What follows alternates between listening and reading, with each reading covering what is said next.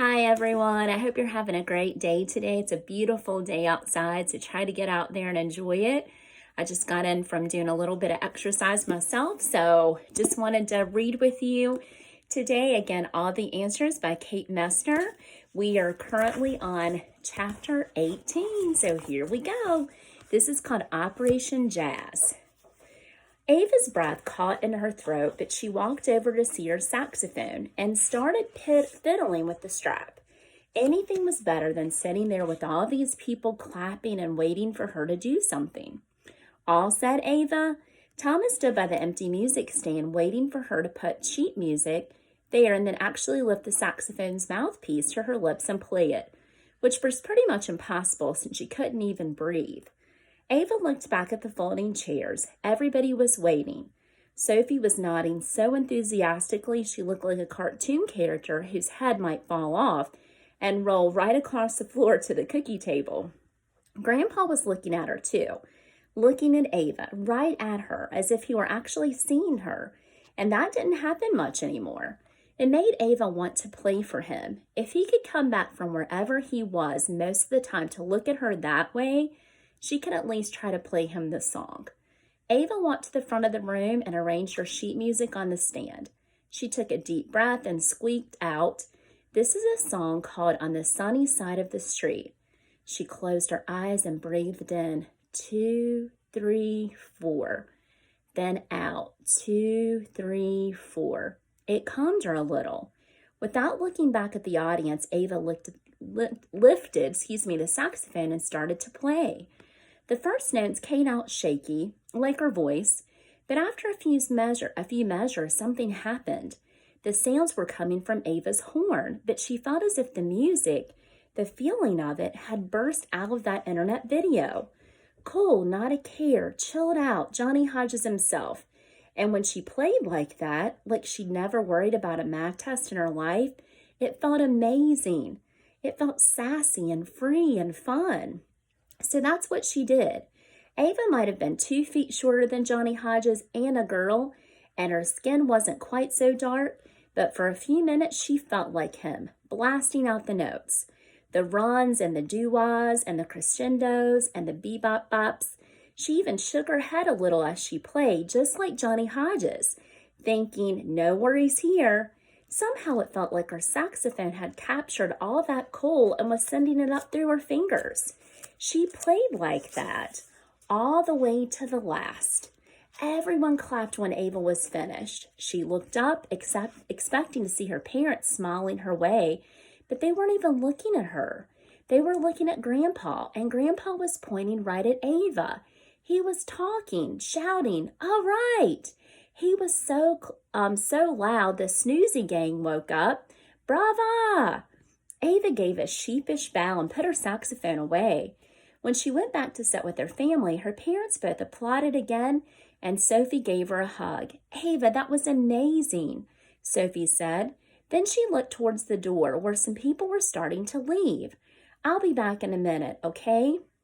She tapped the legal pad full of pencil wish plans. "I want to talk to Mrs. Raymond's family before they go." Sophie hurried off with the pad, and Ava turned to Grandpa. "What do you think, Grandpa?" "Spectacular!" Grandpa reached for her hand. His was soft and wrinkly and a little cold. Ava tried to remember the last time she'd held Grandpa's hand, way before he went into the nursing home. It had been warmer then and rougher, probably from working in his garden and building stuff in his garage. "Spectacular," Grandpa said again. He laughed and squeezed her hand. "You must be the rabbit's baby girl." "What?" Ava left her hand in his, but looked over at her parents. "Who's the rabbit? Is that some nickname Johnny Hodges had?" Dad shrugged, then smiled and motioned Ava back to her grandfather. "I'm just Ava, Grandpa, but I'm glad you liked the song. I loved it. It was beautiful." Grandpa had become uncrumpled. He was sitting up, and his eyes were so wide. He was still nodding to the beat of On the Sunny Side of the Street, as if the song hadn't stopped playing in his mind. It gave Ava an idea. "You know, Grandpa, we can put that song on a music player so you can hear it any time." "Mm-hmm," Grandpa nodded. We'll collect a bunch of songs, Johnny Hodges, and who else do you like? What other jazz did you like to listen to? She asked him. Oh, Grandpa looked out the window as if he were traveling a long, long way in his head.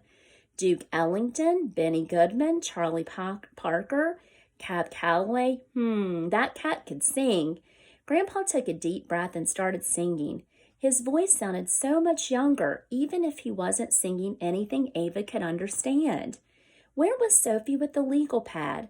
They needed to write down those musicians' names before Grandpa went back to slumping in his chair. Ava found Sophie over by the window talking with a woman who turned out to be Mrs. Raymond's daughter-in-law. But she loves kittens, the woman said, shaking her head as if Sophie had just told her the world was flat. I'm sure she does, Sophie smiled, just not on her shirts. They had some John Deere tractor sweatshirts where I got this one. Sophie nodded towards Mrs. Raymond, who had put on her new sweatshirt and was smiling down at the monster truck on her stomach. Soph, can you help me with something? Ava pointed towards Grandpa, and Sophie looked happy to be ending her no more kittens conversation. Write down Duke Ellington. I think he's famous.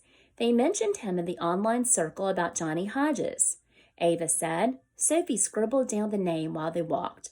Also Benny Goodman, Charlie Parker, and Cab Calloway. She nodded towards Grandpa, who was still doo-wopping to his hands, though a little more quietly now. Sophie sat down beside him.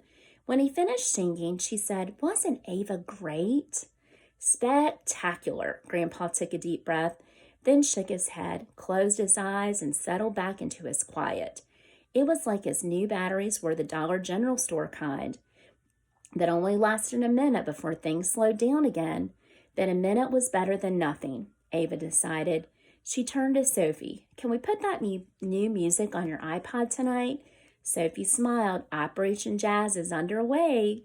All right, that was a great chapter. So tomorrow we'll do chapter 19, which is called World Famous Flaming Donuts. So we'll see if Dad actually finds something to make, to put the country store on the map. So again, so excited to share this with you. I hope you guys are doing fantastic. If you need anything, let me know via email, and I'll be more than happy to help you.